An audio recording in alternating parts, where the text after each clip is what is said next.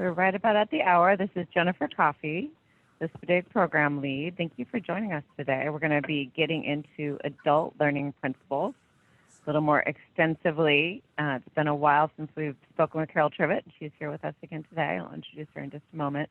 And of course, Lynn Hatfield is running the show. And so hopefully everyone's had a chance to enter your answer into the chat pod, which I can't currently see. Lynn, do we have many entries? We have 3 entries. The first says, the content of our PD is tied to our participants' district and or site, MTSS goals, and that we often use our practitioners as presenters at our major institutes. Good. We have one that says, PD providers invested and self-regulate their provision of HQPD. And a third says, the quality of the PD and the positive outcomes. Okay, great. Anyone else have something that they're proud of that they would like to share in the chat pod? We'll give you 1 more minute.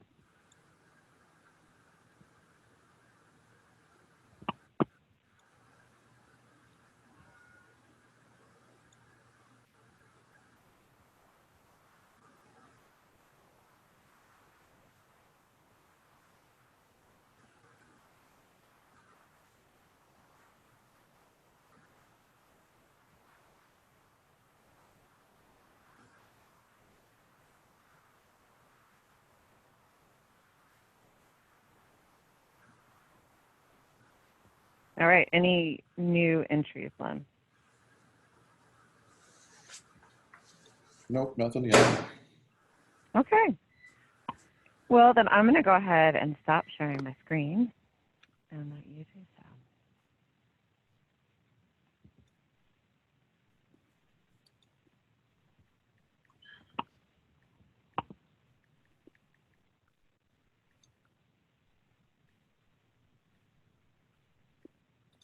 All right. So, Lynn, do you want to go through the opening slides and then I'll introduce Carol? Sure enough. First is our title and presenter. Then a request for everyone to please silence your phone and or microphone. Most folks are already doing this.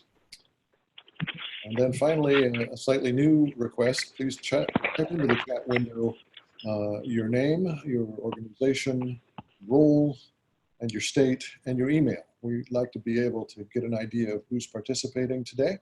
So if you'll type in this information in the chat window, we'll be able to gather that. Great. Thank you, Lynn.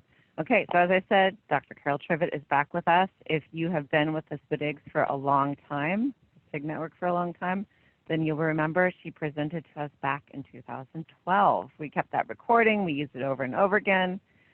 Eventually, we weren't using Adobe Connect anymore, and the recording wasn't available to us. And I'm guessing that there has been some learning about how to engage adults in a way that will build their skills and their knowledge most efficiently and effectively. So Carol is going to present that learning that's taken place. Specifically, she's going to be talking about how people learn too, as well as her own research. And she'll describe best practices in how to engage and impact the skills of adult learners. So Carol is a professor at East Tennessee State University, and she's published and led professional learning on how best to engage adult learners and improve their skills. Some of you may recognize, and go ahead and start sharing your screen, Carol. Okay, great. Tell me if you have problems, maybe we can work with that. Oh, perfect.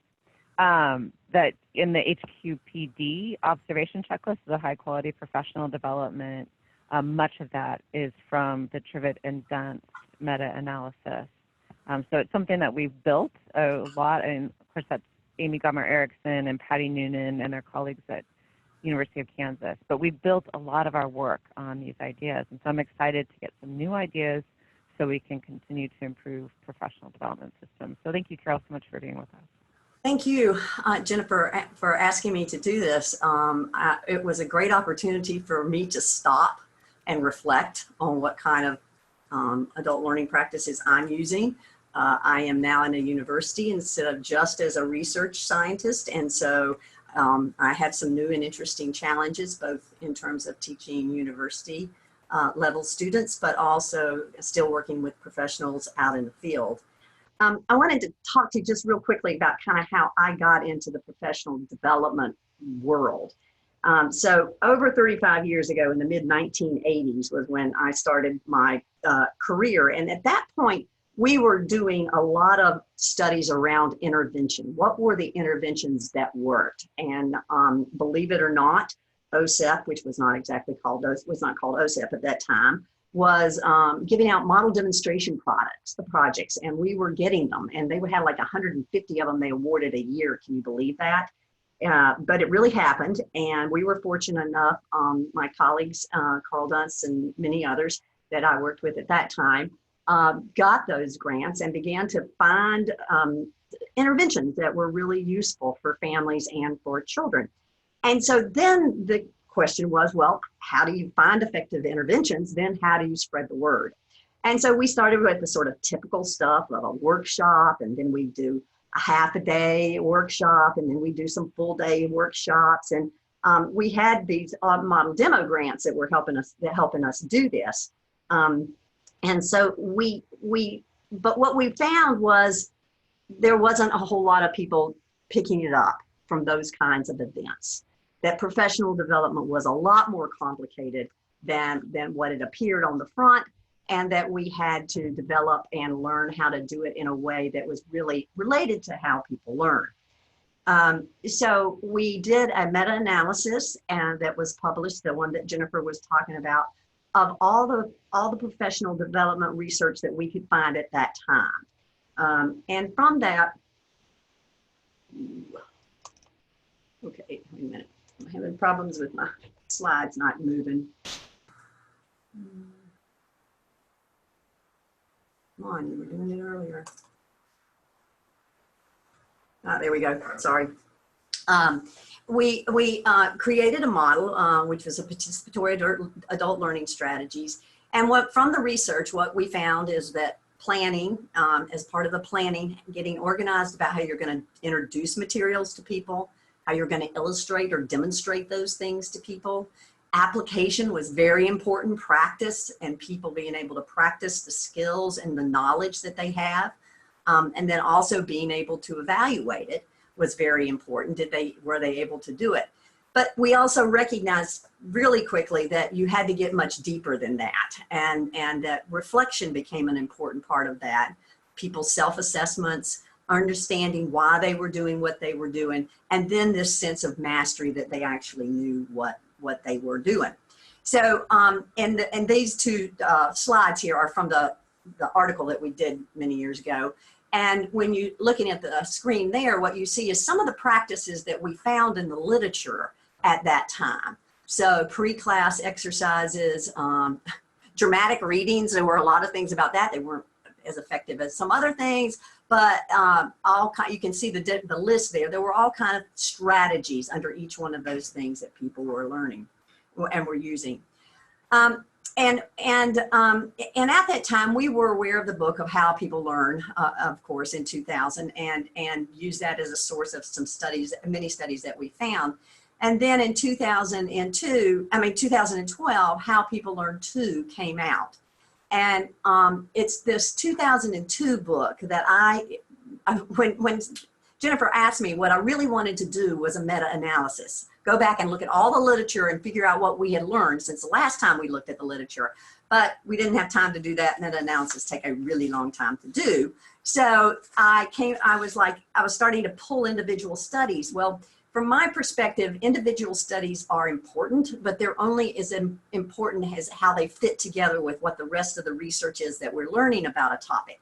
So I'm much more interested in syntheses, or where people are trying to pull a body of literature together to gain insights. And I felt like How People Learn 2, that's exactly what they were doing. And so I chose to use this from where I'm pulling my remarks for this today. So going back to How People Learn 1, it was very groundbreaking when it came out, because one of the things that they did is that they pulled research from multiple disciplines. Generally, people had tended to stay in one discipline and not be looking at lots of different kinds of research. And they were also looking at it in terms of a variety of audiences that they were talking about. One of the problems with the research that they stated then, and we continue to struggle with, How People Learn to talk about it too, is that our research participants are weird. And what that means is Western, educated, industrialized, rich, and democratic. So we have this research that I'm going to be talking about and that we're basing our work on has a very homogeneous population. So what we're learning about is about a particular group of people. That's what most of the research has been done on. That's changing. It's got to change, and it's got to continue to change. But what happens when you do this is that you have a population bias, and that plays out in two ways. One is that your research questions are driven by that population and the situation that population is in. So those frames of the research questions, and also it produces limited results. So it's basically a caveat that I don't want you to lose through anything we talk about today, is that still the research that was as part of this book, and I'm saying a lot of people are doing different research now, but we're not there yet. So that's just something we have to keep in mind. So when the HPL2 came out, they took a very social cultural view of how people learn. Their charge was to include the social, emotional, motivational, cognitive, development, biological, and temporal context in explaining learning.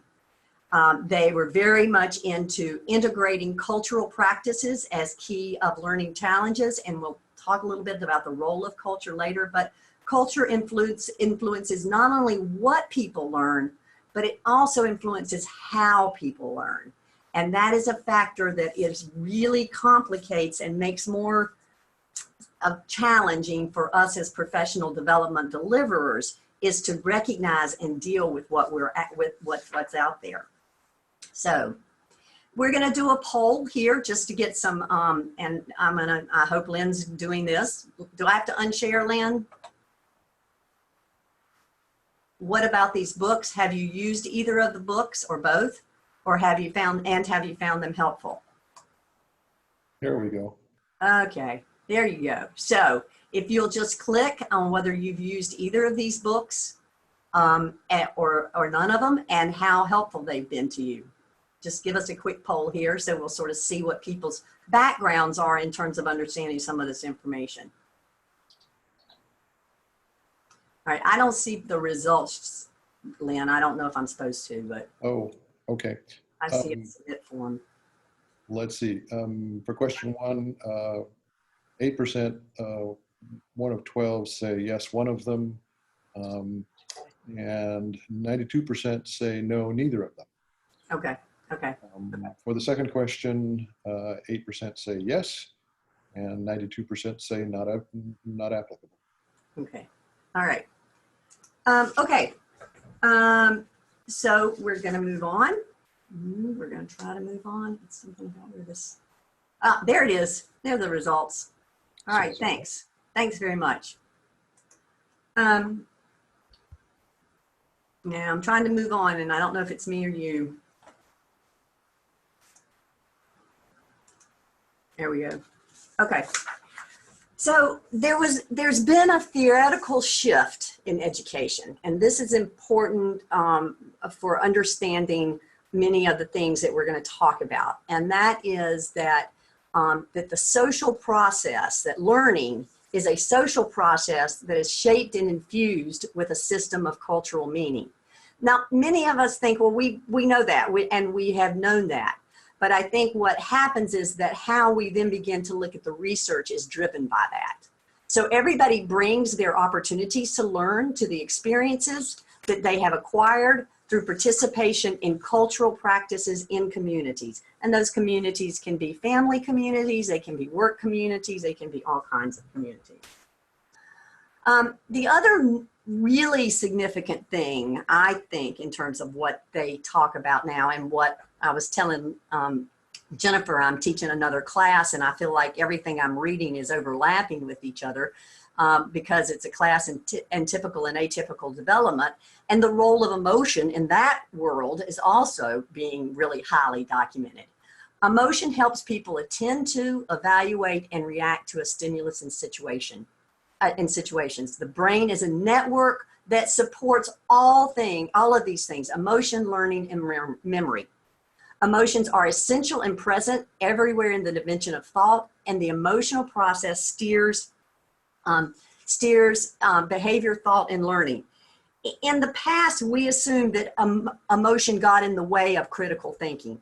And people just now do not believe that emotion is part of every piece of how people learn. And they say in the book that this is even true for engineers who may have no emotion, but that still is they think they don't, but they do in fact have an emotion that is involved in the learning process. I have a son who's an engineer, so I was really interested. Literally, neurobiologically, it is impossible to think deeply about and remember information about which one has no emotion. So if you have no emotion about something, you will not, neurobiologically, you're not going to remember it, because a healthy brain doesn't waste energy processing information. And this makes so much sense to me when the first part of it, I read it and I was like, well, why? Well, because the brain's not going to waste energy on information that the individual doesn't value. That's a really big issue for us. So emotions are important in setting goals, in knowing when we want to keep working or when we want to stop working. They're important when we think we're on the right path. So if we think we are on the right path, that emotion of feeling that way is going to keep us going. Or that we need to change paths, we're uncomfortable, we're not sure we're right, so we change courses.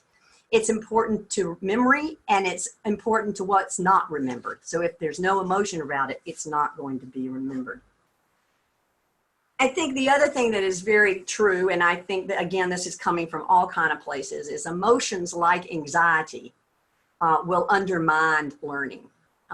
Anxiety and worry depletes the cognitive resources, and it activates brain regions associated with fear and escape rather than learning. And clearly all the trauma work that's being done with children now, part of what is going on is the fact that the brain, if they have been traumatized, is still in fear and escape mode, and they cannot learn as part of this. That the same thing happens to adults. If adults are overwhelmed by stress, if they're very confused, if they're anxious about something, it's very hard for adults to be in a place where they can actually learn.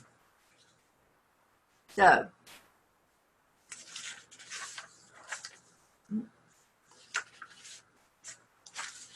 I've gotten things slightly out of place here, so I'm just going to go with the slides.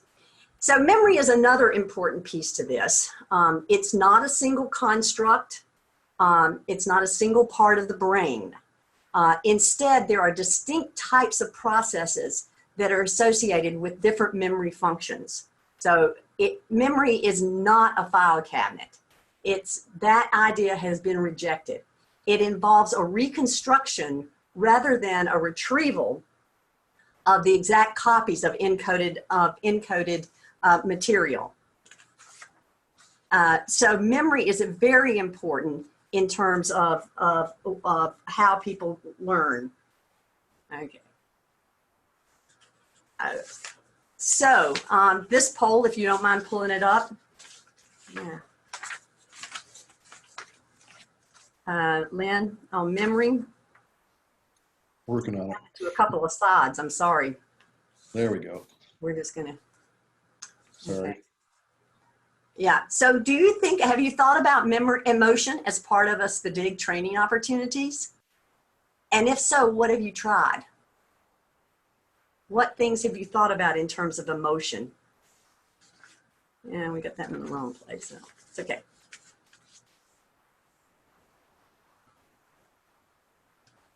I don't see responses, so you'll just have to tell me when they show up. Do you think about emotion?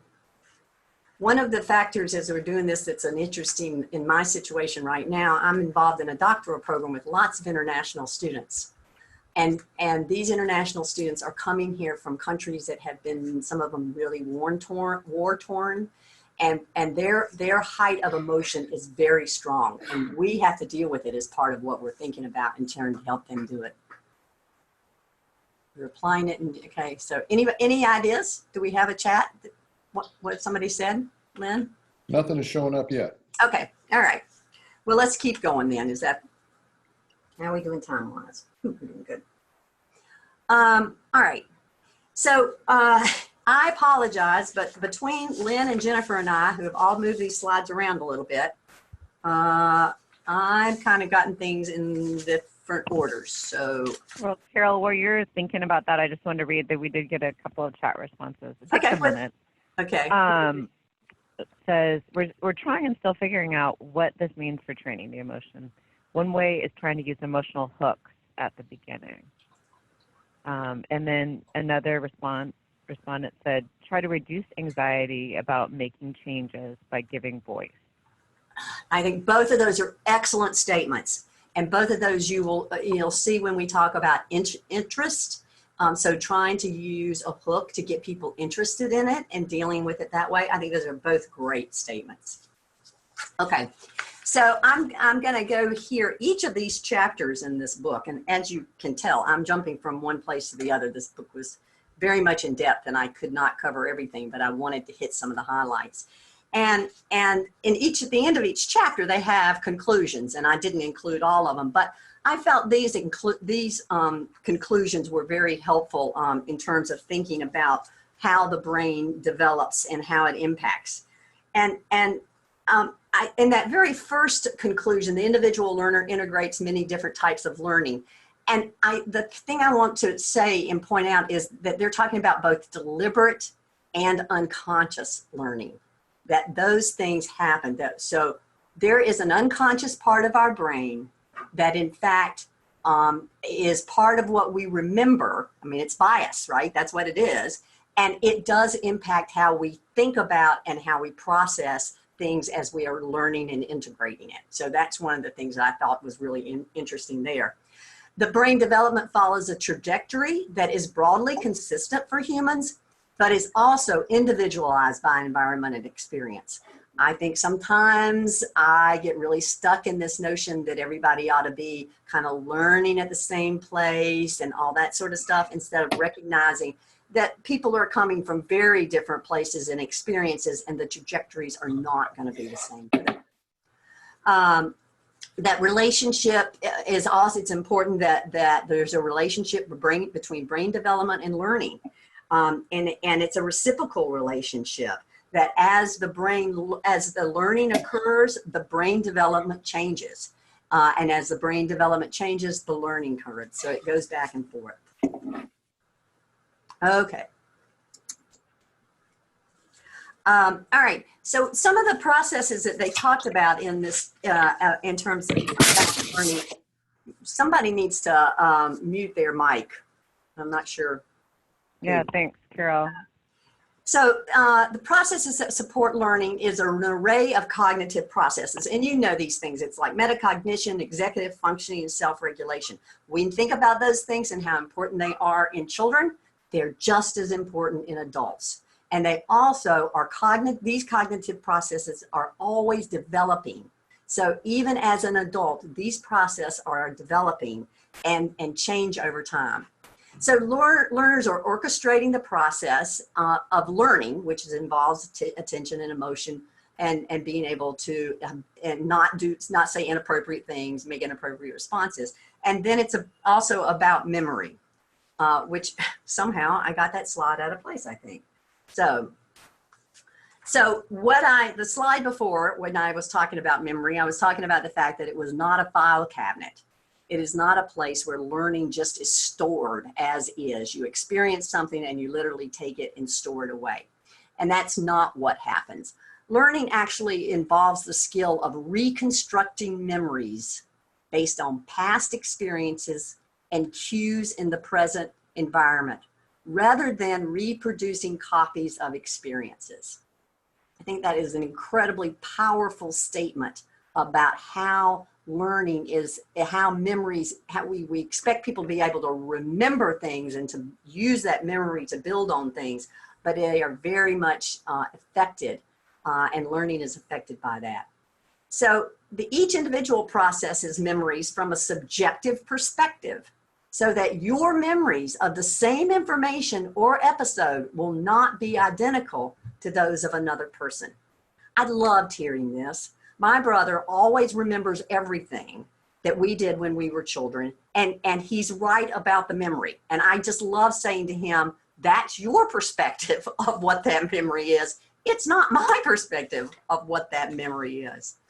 So memory is very much influenced by our subjective perspectives that come from our past experiences, and will be different. So just because I cover the same stuff in class, I don't know that students are hearing the same things, and I have to always keep that in mind. In long-term learning of memory, there are three kinds. One is procedural or implicit memory, which is unconscious. I mentioned that earlier. And episodic memory, which is our awareness of past events and personal histories. And then the facts that we collect, the concepts that we draw from our personal experiences. So although some memories may last a lifetime, we are in fact reworking them over time. Most fall victim to disruption and interference and are rapidly forgotten. So long-term memory is a process that changes. And I want to talk about one thing I have become an addicted podcast listener to, and therefore I'm now addicted to all these books that these people are talking about. And one recent book, While We Sleep, Unlocking the Power of Sleep, it is one that I'm reading now, and they talk exactly about the same thing, that how memories happen. And according to this book, much of how memory happens is around sleep. And actually, in the HPL book 2, they talk about sleep and how important it is. Sleep before learning sharpens the brain's ability to remember. And then sleep after learning is just as important, because that's when the brain goes into the mode of trying to retain information and move things from working memory, which is where we get it when we hear it officially the first time, and then where we put it in long-term memory. And so these issues of students and sleep and how much they're getting, they really are important in terms of memory and in terms of learning. All right, so we're gonna go now to some strategies. We're gonna switch gears here. We've talked a lot about the brain and memory and how it all works. And those are all important things that we need to keep in our minds. But let's talk a little bit about what some of the strategies are that people have found based on the research that people have found have been helpful. So one of the things they talked about in terms of knowledge retention is this notion of spaced versus spaced practice versus mass practice. And so that essentially is, are you spacing out when people practice things? And as we have always talked about, you have to go over and over and over things, or are you trying to do it all at one time? And the research shows that greater learning occurs using spaced rather than mass practice. So learning materials and content, and this is true across different learning materials and content, whether you're doing vocabulary or history facts, there's greater learning when it's spaced practice. And it doesn't matter what format it is, whether it's audio-visual or text, it still needs to be spaced practices. And that it's true for both intentional and incidental learning. So it happens, we learn more when we are doing this kind of spaced practice. The other interesting thing, just because I'm an old person now, is the benefits of spaced learning are higher across learners ages. For 4 to 76 years old, they've got studies on that, and I'm not 76 yet. So, but the spaced learning is important. Another factor that's very important in terms of another strategy is in terms of knowledge and retention is two things called interleaving learning and variable learning. Interleaving learning refers to mixing different activities And variable learning refers to practicing skills in different ways. And again, I think these are things we know are important. I mean, I don't find this very surprising research, that it's important for people to do it over, that they need to pace it out and space out their learning. One of the things they said about spaced out learning and why it was so effective, they think, is that when you start doing something repetitively, your brain begins to drift into other things and your total focus on what you're learning is not there. When you do it 1 week and then you come back and do it in 2 days, then that forces your attention back onto it. And so you're more likely to retain it, which I thought was interesting. But this notion of using different activities and practicing skills in different ways, I think are things that we know are important about how people learn. It's just really hard to do these things in professional development situations. They talked about here that these areas are areas where there's still lots of research going on, and they feel like there's much more to learn about the nuances of these kind of strategies and where they're most effective. So they commented on that this is a very high research area. All right, so that was knowledge. Now we're talking about understanding and integration, and there are a number of strategies that they talked about that were important there. One is summarizing, whether it's verbal, text, or spoken, that you have to distill what you've heard and what that information is from the materials, and that really helps with learning and integration. Drawing is another way of doing it, graphic strategies to portray important materials. They talk about note-taking as a way of summarizing. They have examined whether note-taking on computers is helpful, and it's not as helpful to understanding and integration as writing by hand is. And it's because it takes more mental processes to actually write it out than it does to type it, apparently. The problem is, if you can't read your handwriting, it doesn't do much good, and nobody can read my handwriting. It doesn't help me at all. Are you speaking to me, Carol? Oh, I also want. Go ahead. I've been very conscious lately about taking notes on things and being very careful with my handwriting because it does help my memory. It does improve it. So. Right. It just, the only problem is now that, well, at least for me, we type so much that I'm just not as good at writing when I was already bad to start Absolutely. with. I wasn't good at it before, and I'm even worse at it than my handwriting was terrible before, but I type so much more than I handwrite. So, but it's important in helping. Oh, sorry, Carol. I want to raise one thing. The summarizing bullet on the top. Yeah. Terry Marks from AIR, she does a lot of different things, but one of the things she does, she's a technical assistance provider for the National Center. Well, I'm giving you guys an answer that's going to come up later, but that's okay. The National Center on Intensive Interventions. Mm-hmm. And a neat thing that she did, she gave a presentation, and then after the presentation, she has a one-page handout about the presentation. That's in an infographic form. So it has visuals, it has the key ideas that she presented. It's just nice one page that you can take away. Yeah, so we've talked about that before. I just wanted to bring it up to the group again. Well, and the other thing would be is if you had them come up with an infographic form at the end of the presentation, so that they were also having to process that information. That's a great idea. That's a great idea. Okay, all right. Another thing that, again, should not be surprising to us is that by developing explanations, you begin to get a deeper sense of understanding what it is and integrating what it is. They talk about 2 different types.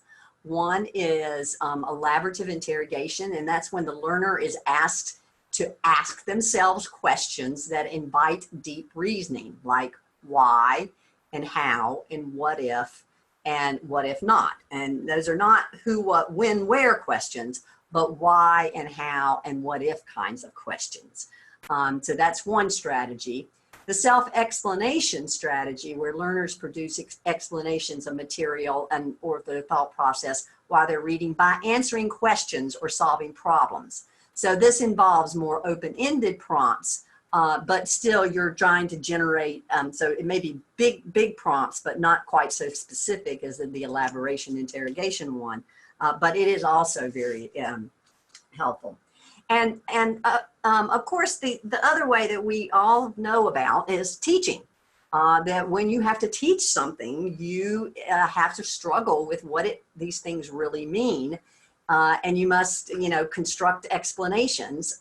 But unlike elaboration or self-explanation, there's no specific prompt. So it's very open-ended.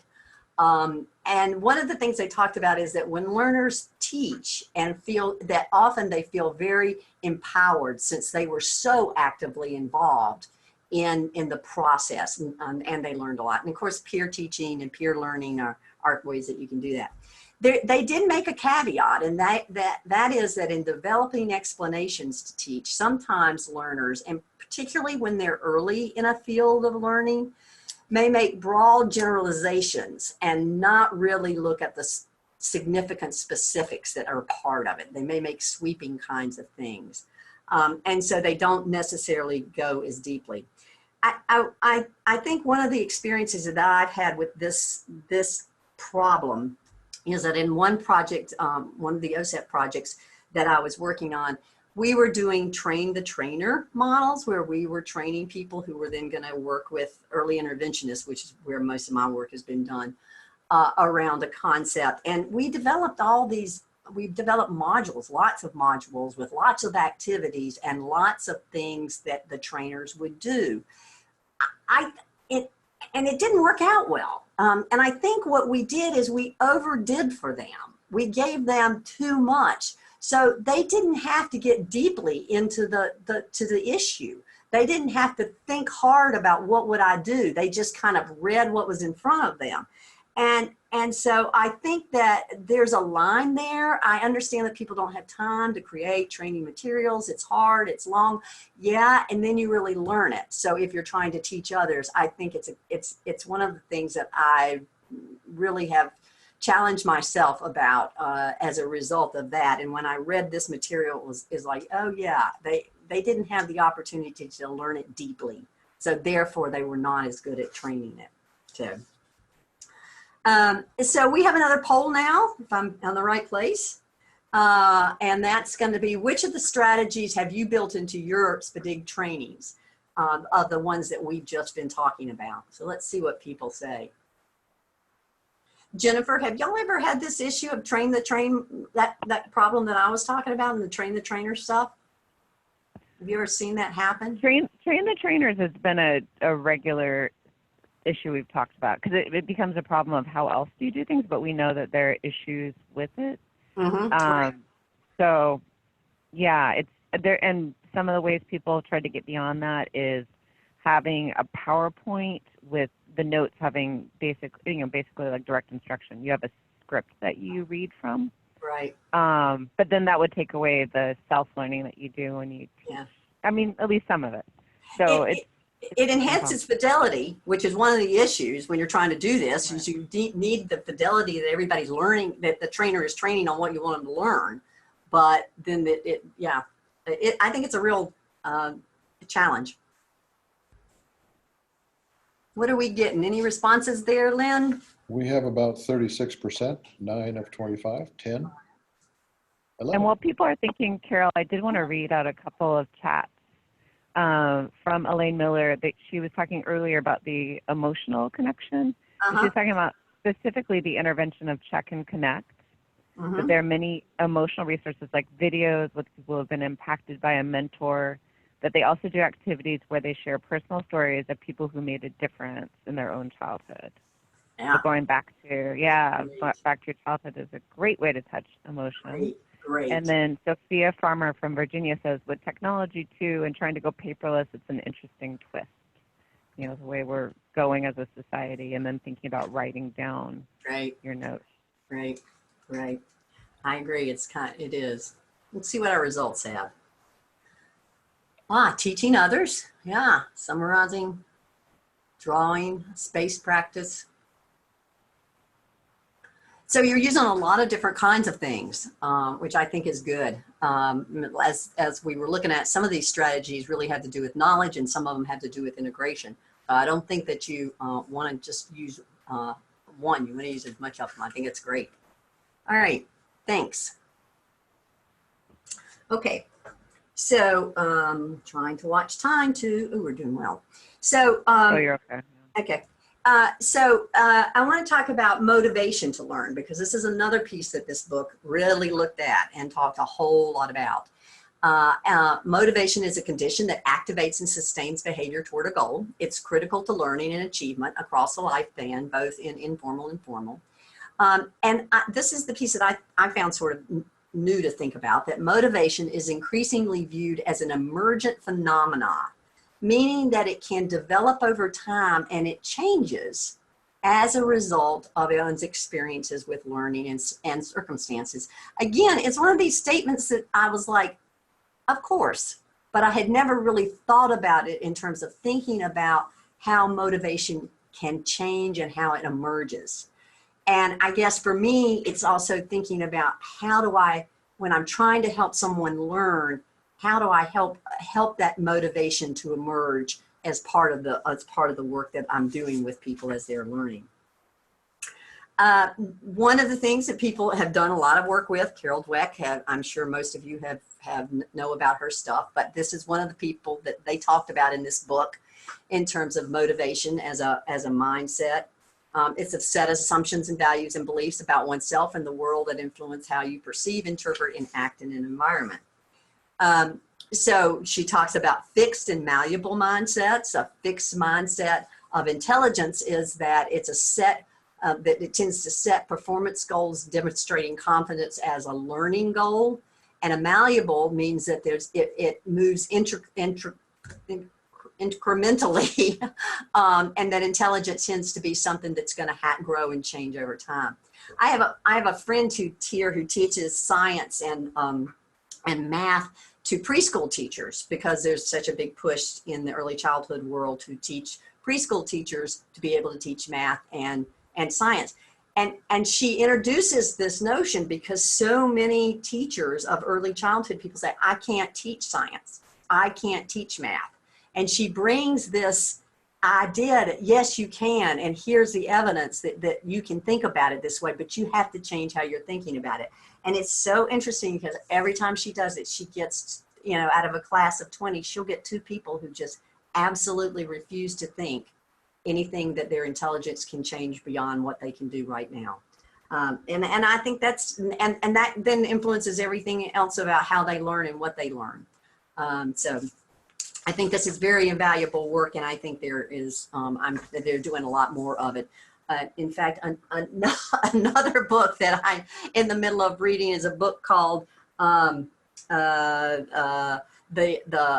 Empathy War, and it's the Kindness War, Winning the Kindness War, and it's a book that is taken out of a student, out of Carol's shop, and is using this mindset thing in terms of thinking about the development of empathy and what that means. So it's just, it all kind of keeps being intertwined. I suspect that you've seen this before. This came out of HPL2 and looks at the kinds of, I think the thing that's interesting here to me is the learning behaviors. That when people have a fixed mindset, they tend to avoid challenges. They quit in response to failures. They're more, they pursue opportunities to bolster their self-esteem as opposed to just learn. I have, when I'm training, and particularly if I'm training in groups, I often will run into people who just won't, quote, do the activity. And it feels like it is this avoidance of challenges. At least that's my interpretation of it, that they are just kind of afraid to stick themselves out there, to put themselves out there as part of this. I don't know if that's true or not, but I think it's real. And then you see other people in the room going, okay, I'll try that, and they're all over it. So I think that's something to also think about. We now have a poll on about Carol's work, and so do you use it? Are you applying it in your training? If you're yes, but those are the responses. If you have something you want to put in the chat about what you're doing in terms of this mindset work, we would love to hear about it. Have y'all been talking about this as part of the SPDIGs, Jennifer? No, not really. unless I missed a conversation in one of the communities of practice, because I don't Yeah, attend all yeah. of those meetings. I think it's interesting. I think it's interesting to then figure out how it applies. You know, so much of Yeah, this work makes sense at a one-to-one level, but then how do you do it at this group level? And I just, you know, when we're trying to do things in groups, it's so much harder, whether it's a classroom Yeah. group or, you know, individuals. But when you're thinking of, I mean, thinking about in professional development plurals. Got any responses, Lynn, coming in? Yes, here we go.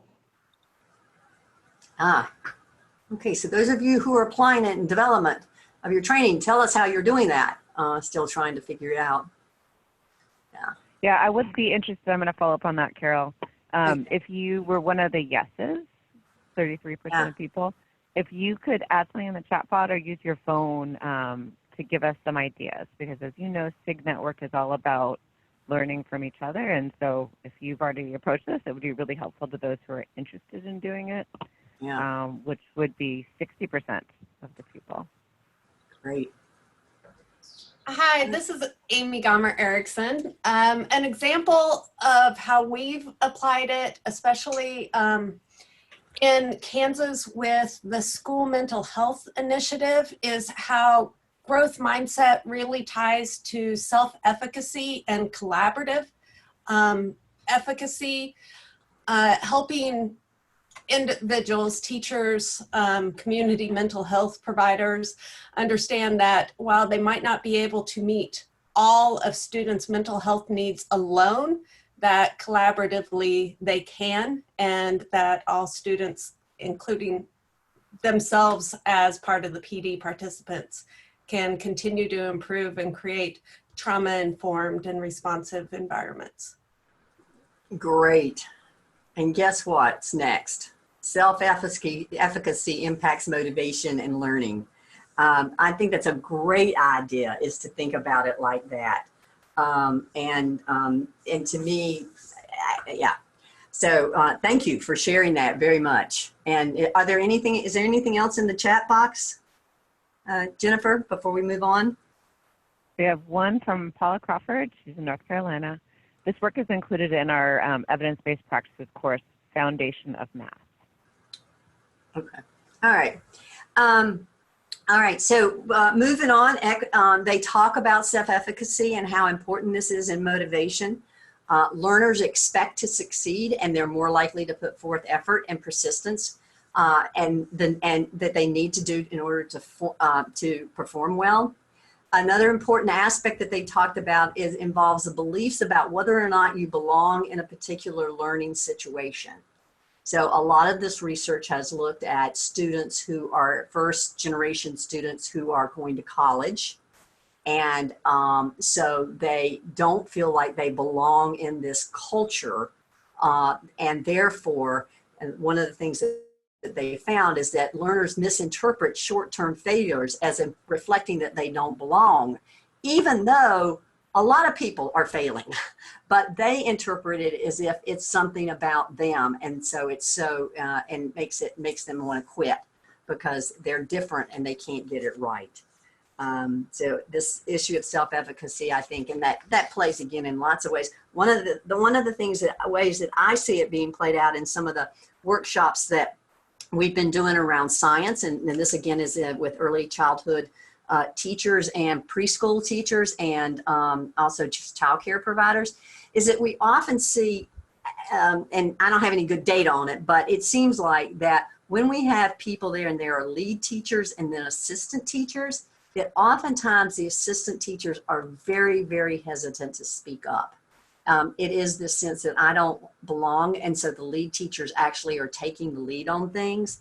And I had a conversation with the person who does this after reading this book and said, we got to do something about this. I see this happening all the time. And so all of a sudden we need to think about how we can get those other people to feel like they do belong and they can learn to do this. Because it's pretty clear looking at their behavior that it appears, it's not clear, it appears that that's what's going on. I don't want to make any judgments here. So self-efficacy is a big issue. Values is a big issue. The value, what value somebody sees in it. So it's what the value they think about it, whether they think the topic or the task is useful to their personal learning goals, whether it's important, and the importance of the topic or task it somehow relates to their identity. So does it make them feel more like they are a teacher or more like they are part of a larger community? Whether a task is enjoyable and interesting, and whether it's just worth the effort. One of the things that we talk a lot about in terms of social validity of interventions are whether or not it's worth the effort. And if you can have the greatest intervention in the world and you can do the greatest amount of training, but if they don't think that what they're getting out of it is worth the effort, they're not going to continue to use it when you're not around. So that issue of is it worth pursuing is important in learning, and then it's important in implementation. They're not going to persist in learning that they don't feel like they're achieving their goals, and they don't value the activities. I'm going to get on time. Situation, interests, and how important interests are. People have individual personal interests, but situational interests are very important. We had somebody already mentioned that, the hook.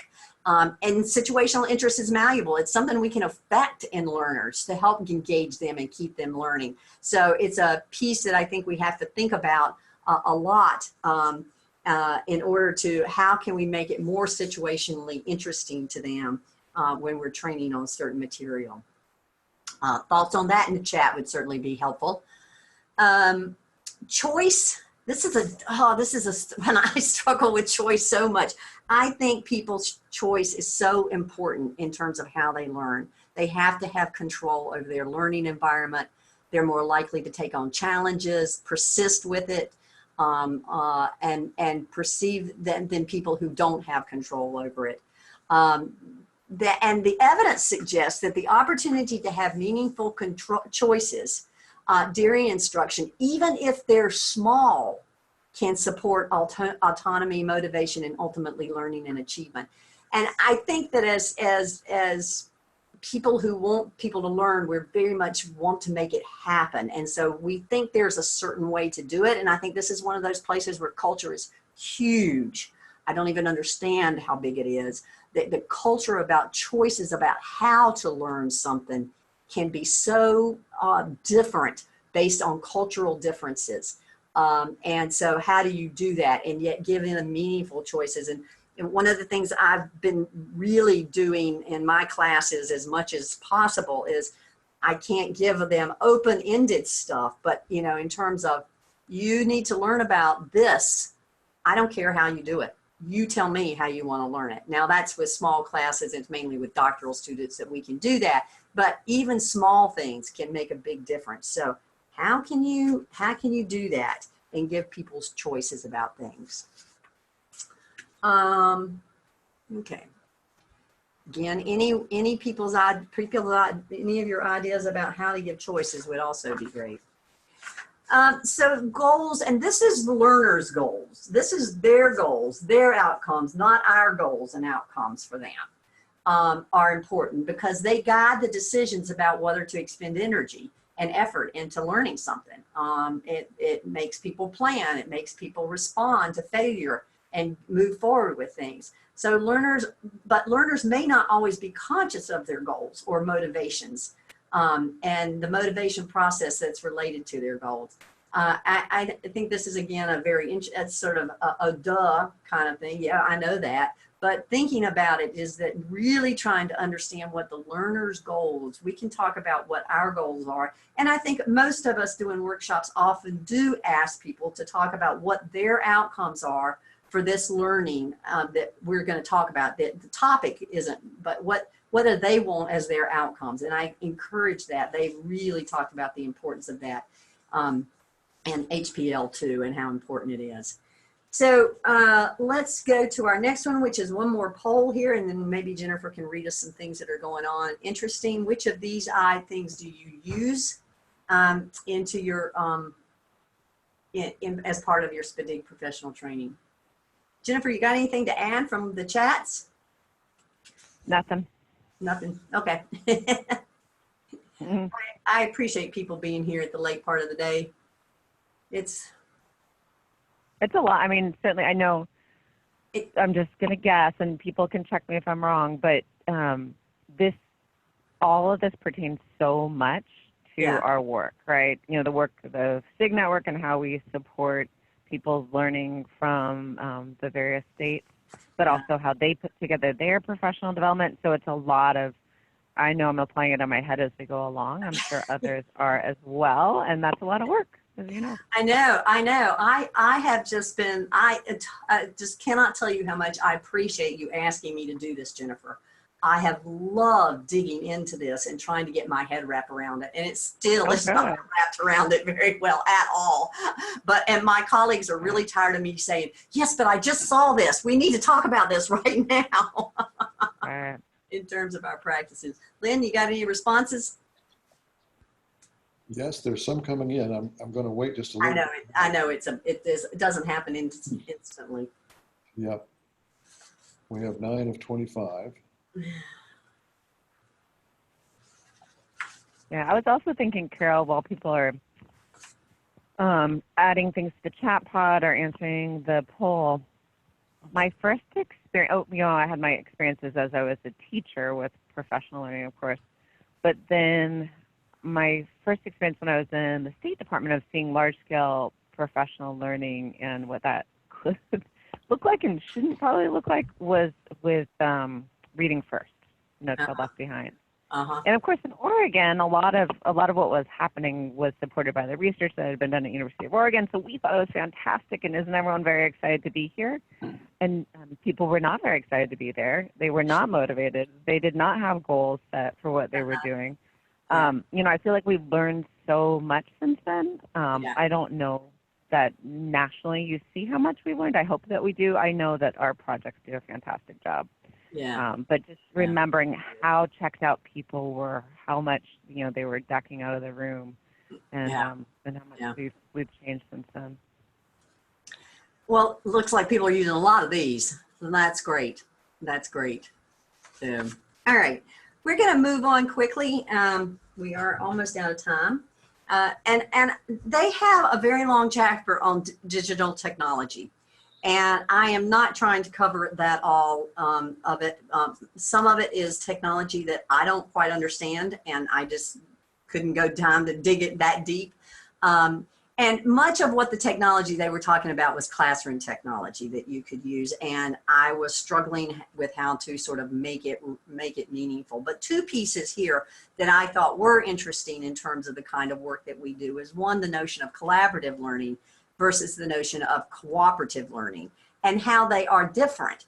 And I think that in industry, these kind of concepts are happening a lot. Are we building a collaborative team, or are we building a team that's actually working separately but then coming back together? And that technology is allowing us to do that in ways that we've never done it before. And I think that's true, and I think it's going to, they were talking in the book about how much more this is going to happen as a result of more and more sophisticated technology, just like Zoom. And that's exactly what we're talking about here. So the other thing that they kind of kept saying, again, these were the conclusions of this chapter 8. They had two conclusions, and one is this they link it back to the same things they've been talking about, linking it back to the types of learning and learning goals, the characteristics of the learner, the digital, the learning environment, features of the social and cultural context, the level of, and then of course the level of support using technology that people need. But my takeaway is that these technologies can be very, very useful, but we still have to pay attention to these issues around goals and characteristics and the learning environment and the socialness of learning and how that happens. And it can happen through digital stuff, the digital choices. I think the other piece is this level of support in using technology. It is amazing to me, and I am in Western North Carolina and Eastern Tennessee, how many people don't have the technology to support, enough bandwidth to support Zoom And I have people in my classes who can't use Zoom because where they live, there's not enough technology support. There's not enough of the bandwidth stuff available to them. And I'm just amazed, but this country has not made the decision to get the network everywhere. And that's a problem in terms of trying to use the digital stuff. The effectiveness of technologies in formal and training requires careful planning. Again, it seems to be the same factors that we're talking about, regardless of whether we're doing it in professional development situations or whether we're doing it in schools. And this issue that it has to be equitable. Equal access to the technologies is huge, and I won't go on that soapbox. So, anything interesting that you're doing in digital technologies? We've got this poll up that we'd like you to complete, but we sure would like to hear about anything else that you're doing. What kind of things are you using? I mean, beyond PowerPoints and that kind of stuff that, you know, we in webinars like we're doing this. What other kinds of things are you doing? And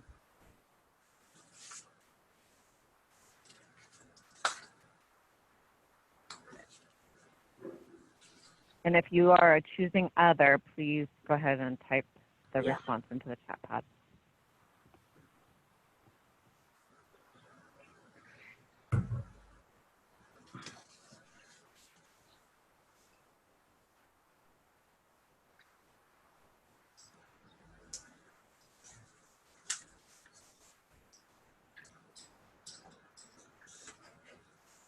We got just a few more slides. I think there's 3 more things I want to just mention. Actually, 2 more things that after we get this one out, and then we'll be wrapping up. So, got enough to show us, Lynn? Yes, I think so. Okay. Here we go. There you go. All right. Whoa, virtual coaching meetings. Wow, that's great. I would have not, I would have thought it would be the most, but boy, I didn't think it would be the most by that much. Huh. We Very also good. have some text responses. One Yep. says online connected learning platform for some PD. Uh-huh. One says Virginia is trying to start up hybrid learning opportunities, synchronous and asynchronous learning. Yeah. Having a Yep. really hard time getting schools to engage virtually. Yeah. Another says Buccaneer coaching, as well as various platforms for virtual team and coaching meetings, blended professional learning using face-to-face and Canvas. Another says we use Google Drive to store and share resources developed. Mm-hmm. And another says we use Basecamp and Zoom. Great. Great. There are lots of options out there, aren't there? And that's only going to get more, which is wonderful because increases the chances that we're going to all figure it out, ones that work for them. Those are great. That's wonderful. We're doing a lot of hybrid stuff too in our training, and a lot of synchronous and asynchronous training. I think it's going to take both because I think the relationships that you have to build with some of these things you're trying to get people to learn are very difficult without that there. I want to put this up here just real briefly, and I just want to say one of the things that they talked about needed research, and they pulled out this issue around learning disabilities. And they just felt like there is not a lot of work that's been done. They said there's been a lot of work about learning disabilities, how they're defined and diagnosed, but unfortunately, there's very little integration between the fields of neuroscience and the studies of intervention for learning disabilities. Technology is part of this story. They really encouraged this kind of research for this particular they talked a lot about disabilities, but they made a very point. This was their very last chapter, and this is what they said. I just found that interesting that they singled that out. So in conclusion, learning is dynamic. It's hard. It's simultaneously biological and cultural. Individual learning factors really are complex, and learning is really constructed. It's not learned, it's not a learned skill, it's the use of many parts of your brain that have to come together to make this happen. I find it absolutely fascinating, and I also find it absolutely encouraging. Yes, it's complex, but to me, it just speaks to the amazing human body and what it can do, and then how we can help support it in terms of learning just seems like the sky's the limit. I think it's sort of overwhelming. Where do you start? How do you begin? But I think I'm very optimistic about much of what I read and how I am thinking about things now. So I just want to thank you for inviting me to spend time with you today, and for you taking time out of your time to join us. If you want to talk more about these ideas, just don't hesitate to email me. Thank you, Jennifer, and thank you, Lynn, for all your support. And I'm done. Thank you, Carol. That was fantastic. I'm just going to give people one last chance. Any questions for Carol before she leaves us today?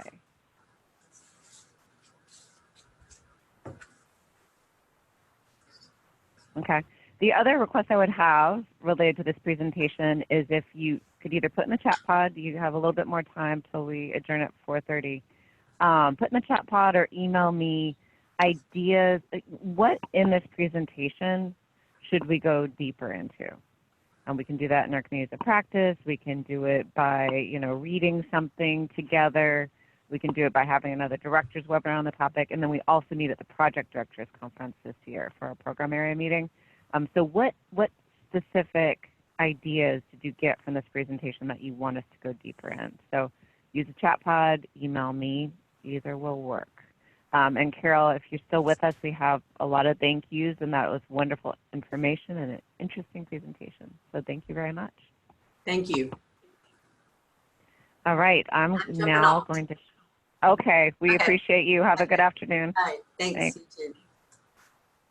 All right, so my section of the presentation, I'm going to talk a little bit about stakeholder engagement. It came up on a call I had with the project this week, and I realized, there's a lot of work being done with the SSEP and stakeholder engagement, and certainly I know you're probably doing a lot of work in that area, but we don't know a lot about it across the projects, across the program, and so I'd be interested in hearing a little more about that. And so if you could, you did a lot of chats, a lot of polls, but as I'm going through the SPDIG National Meeting information, maybe you can just be thinking about how your SSIP stakeholder engagement work has affected your SPDIG efforts, how you're currently engaging stakeholders in your work, just some information that might be helpful to us. I'm not really sure where this is at because there aren't requirements in the notice you responded to for the SPDIG. So the notice inviting applications, when you first applied to do this work, there weren't a lot of requirements about how that stakeholder engagement work should look, and so I'm just interested to know how you've been engaging in that. And one project is really interested to know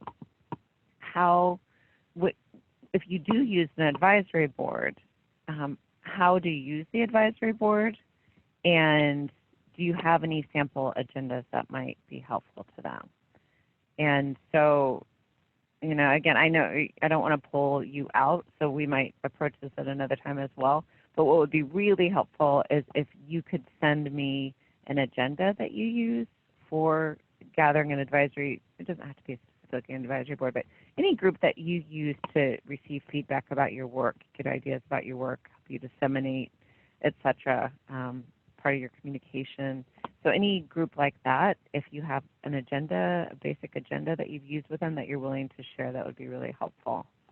And also, if you just want to enter into the chat pod right now, thoughts that you have about stakeholder engagement and advisory boards, that would be helpful for the project who requested the information. All right, so the SPDIG National Meeting, this is the link specifically to where the national meeting information is. I'm also going to take you there so I can walk you through how to get there. Makes it a little easier. There are some resources on that webpage. One that we're hoping you'll read ahead of time. If you could read them all ahead of time, that's great too. But I'll walk you through the articles that we're using for the event. Proposals. Last I heard, we were still a little shy of the proposals we need. We want to have enough breakout sessions going on so that one presentation doesn't get overly mobbed is the word I was thinking of, but we have enough seats for everyone basically, so we want to make sure we use all the breakout rooms. So if you have a resource or tool that you'd like to share for, I'll show you the fun title. It's Caffeine with Half and Half is the title that the planning committee came up with. Basically, what we used to call a 10 and 10 is now a 15 and 15, because in the survey we did post-event last year, we heard from people it just wasn't enough time. We didn't get enough information, we didn't have enough conversation, so we added 10 minutes onto it. So that's why it has a new title, because 10 and 10 was not true anymore. This year we're going to have some outside presenters. We always have a few. We have more than usual, so that's why I'm bringing this out. And the pop quiz is, I'm wondering who is willing to use their phone, because I can't see the chat pod right now, and to tell us what all these acronyms or abbreviations stand for, other than Learning Forward. It's just Learning Forward.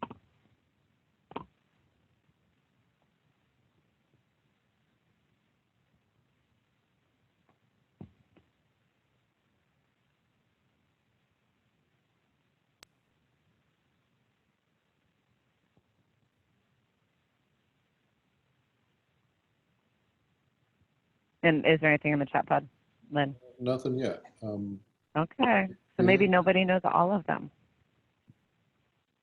I know Sarah Allen from OSEP is on, and she knows all of them. All right, so nobody wins the pop quiz. You don't even know what the prize was. I don't even know what the prize was. The prize is having great knowledge. So the National Center on Intensive Intervention, NCII, NCIL, the National Center to Improve Literacy, CEDAR, and CEDAR, you know, I should have written this one down before I started. I might need some help on this one. All right, Center for Effective Educator Development, Accountability. All right, I'll look it up. Results. CEDAR's always gotten me. GTL, Great Teachers and Leaders, and IRIS. IRIS doesn't really stand for anything anymore, I don't believe. It's just the IRIS Center now. And then there's Learning Forward. So these, okay, Innovative Resources for Instructional Success, IRIS, but really people just call it IRIS now. And of course, Learning Forward, they are the association that supports professional development, and specifically they work a lot on Title II of ESEA or ESSA, which we heard some more about recently from Libby Witt. So those are outside presenters who will be joining us, so look for their breakout. You know, before we get to questions, I'm going to go ahead and show you how on your own to get to the page. So this is our coaching resource library. I was just looking at it earlier in case that's of interest to you. So if you go on the left side, you'll see SPDIG National Meetings. So on the top, we've got the 9th Annual SPDIG National Meeting. And then you can see our objectives. We want to increase knowledge and skills related to systems and initiative alignment. So that is our theme this year. This is our topic that we're looking at.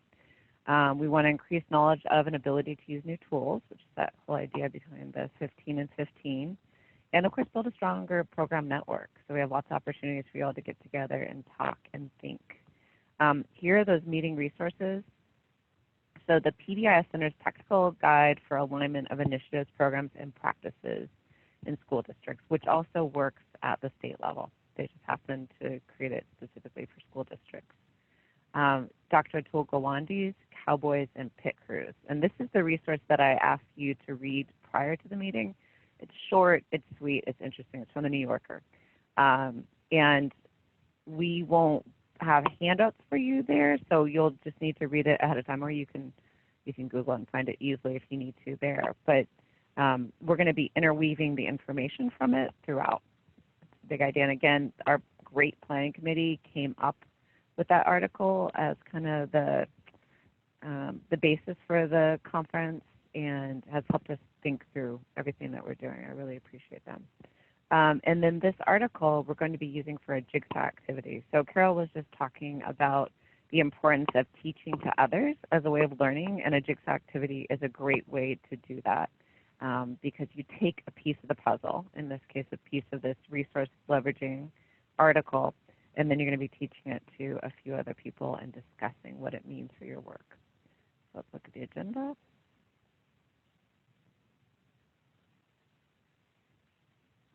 And it is a nice idea to grab it from the website whenever you can because we're still updating as we go. So you see our title is Cowboys and Pit Crews, and then I added a little bit on to Dr. Gawande's title, a deeper look at what it takes to align systems and get results. That first night before we start, we're going to have an informal meetup at the boardroom, and we'll meet upstairs. It's what we've done in the previous 3 years, and it's always worked out. Children are not allowed there. I don't know if that's an issue for anyone. They used to be a little bit more accepting of that than they are now. It's also, you can order food from there. They don't have food, but often people plan to go to dinner afterward. We have a new participant orientation from 8:30 to 9 o'clock that first morning, Thursday, October 17th. And Dr. Steve Goodman has agreed to run that again. We've gotten great feedback on that session, so we really appreciate him. At 9 o'clock, we're going to start the conference, myself and John Lind, and we'll be talking about that idea of systems alignment and providing some of the ideas from Cowboys and Pit Crews that are going to undergird our work. And then if you came last year, you'll remember the Golden Circle activity. So that's Simon Sinek's work on getting to the why, how important your rationale is behind your work. So why do we care about systems alignment, and thinking through that with your state team. If you're going to be the only one coming from your state, just let me know ahead of time, and it would be nice to be able to connect you with others who are the only one from their state or their group, so that you have people to discuss with. Got some sharing and transition time. This is that networking aspect. We've got 15 minutes there. And then Rory Fitzpatrick from NCSI, I think most of you or all of you know her. She has been doing work with all the states, right? NCSI works with all of the states and also the outlying areas on systems alignment. And so we want to learn what she's learned. And she has agreed to do that and prepared with the planning committee, and I think it's going to be fantastic. When we come back, we are going to see a video, and actually we have a video from Alabama, we have a video from Georgia, and if any of you have a video you'd like to share from your project, please send it to us. And this is also getting at Carol's idea that, this is how you connect. It's a great communication tool. It can also really connect emotionally for people to see your why. Why do you do the work you do? And then you also spend time with your state team to do some alignment planning.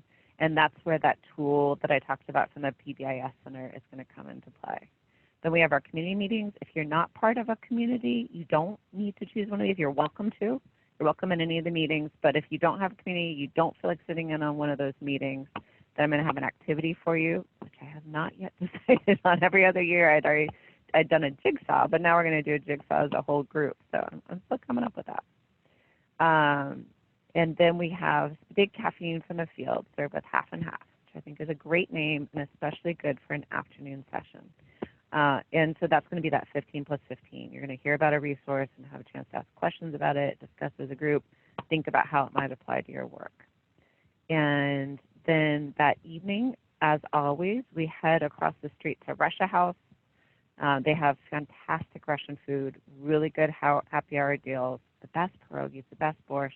They also have large martinis. It just depends on what you're interested in.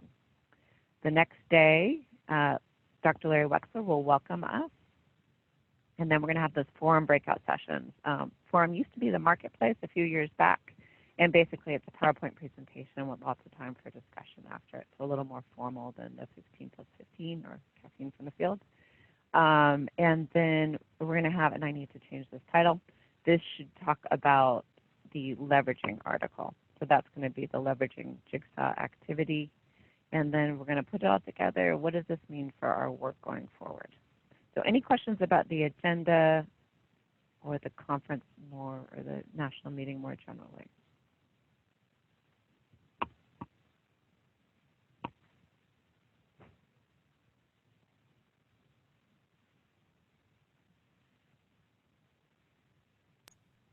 Paula Mm. Crawford. Anything in the chat? Mm-hmm. And somebody says, great planning, kudos. Great. Somebody Thank else you. says, super agenda. Okay, great. Well, I'm glad we're all feeling comfortable with it. If anyone has a great idea for a type of activity to do for those not in the community, send it my way. Otherwise, I really appreciate the planning committee and Lynn and John and Patty who organized behind the scenes. I think it's going to be a great meeting. Don't forget the resources. Here's that resource leveraging article, which we're going to use for the jigsaw. It's pretty deep and extensive, so if you want to read it ahead of time, I don't think that's a bad idea. Again, you'll have fun with Cowboys and Pit Crews, and the technical guide is really important for all our work. And the big idea behind the systems alignment is we do such, and I say this a lot, we do such good work. You know, we, the SPDIGs, you all, the projects, I just like to take credit for your work, basically. You all do such good work, and we want the other offices in your state, the other initiatives to be able to leverage that work, and we want to be able to leverage their work. We want to learn from them as well. So that's why we've been talking about Title IIA, the professional development under ESSA.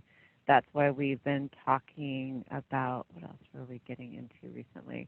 We're talking about Striving Readers, which is now called something else. You know, where we think about the SSIP work, which we've been pretty successful in aligning, but there's still, you know, still some things that we can do with that and figure that out. And so get your alignment thinking cap on, be ready to share your examples, be ready to share your questions, and if you have ever other thoughts or ideas, please share them with me ahead of the meeting. And then also, you know, we've asked a lot of you today in your thinking, but stakeholder engagement and how you use advisory boards, we could use some help with that as well. A little bit separate, but also necessary. So thank you for your time today. I'm going to go ahead and stop and see if there are any final questions or thoughts.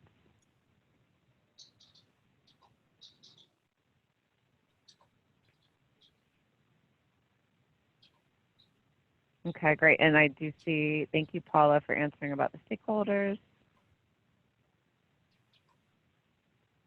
Okay, great. Well, thank you, everyone. That was a lot of thinking, and I look forward to your thoughts on how we can get a little deeper in some of the adult learning strategies or concepts. Have a good afternoon.